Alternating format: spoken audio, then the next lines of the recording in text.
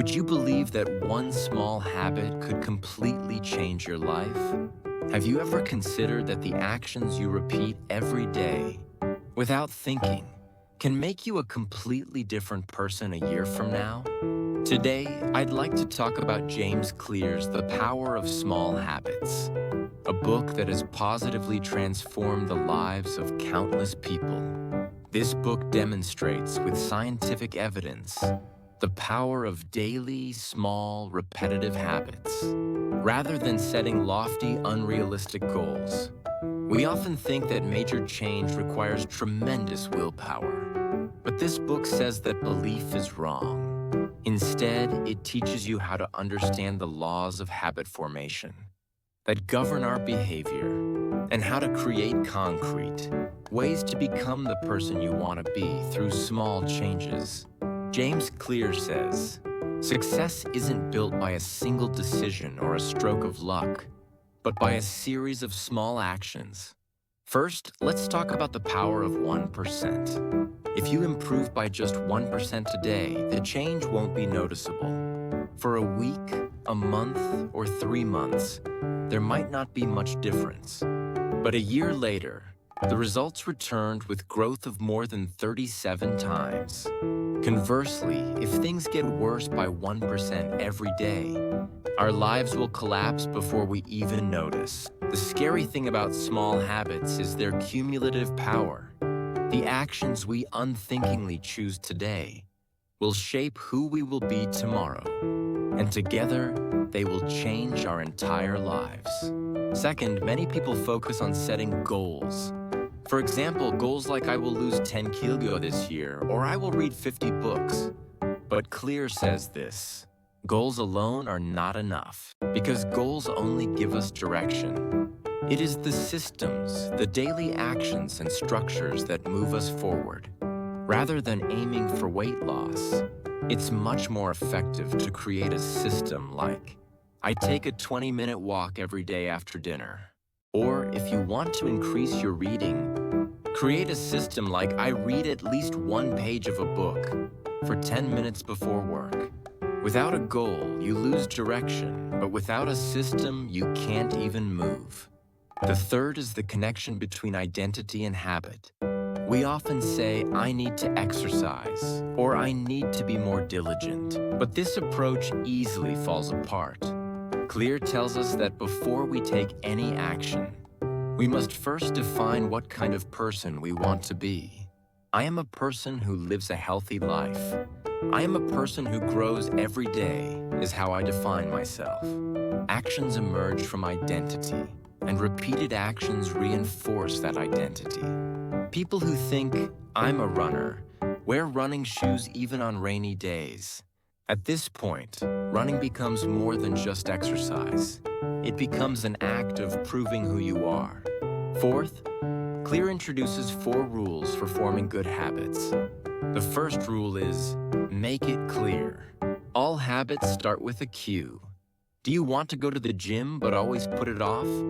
That's because the signal is unclear.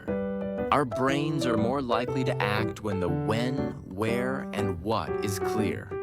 The author calls this the habit-building formula. For example, be specific, like, after lunch at my desk, meditate for 5 minutes. This way, vague goals feel like prearranged appointments. The same goes for when you want to get rid of a bad habit. Instead of vowing, I won't look at my smartphone late at night anymore, try turning it into a concrete action, such as, at 10 p.m., I'll put my smartphone on the charger in the living room. This small change will serve as a powerful signal that signals the beginning of a habit. The second rule is make it attractive.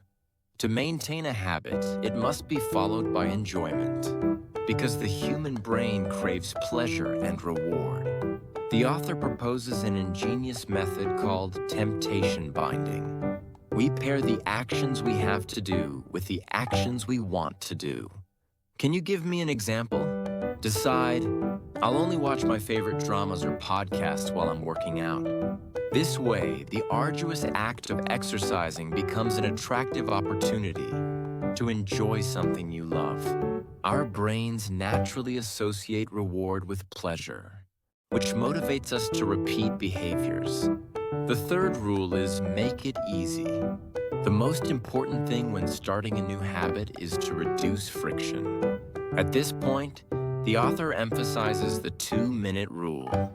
Change a burdensome goal like reading a book for 30 minutes every day to something, like reading 1 page of a book or opening a book for 2 minutes.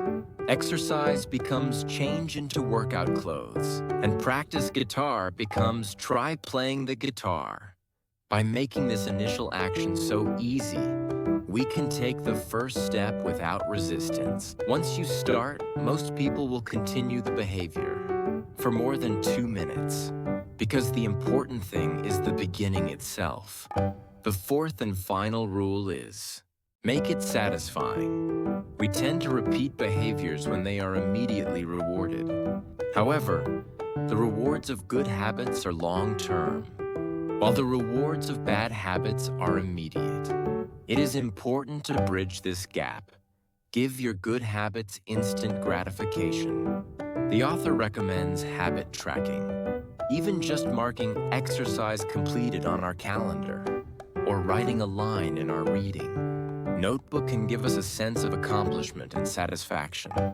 Conversely, bad habits require immediate pain. If you eat snacks late at night, creating small penalties, such as writing no snacks today on the table the next morning, can be a good idea. The way to break a bad habit is to apply this rule in reverse, by making the cues invisible, reducing the attractiveness of the habit, making the behavior difficult, and minimizing the reward.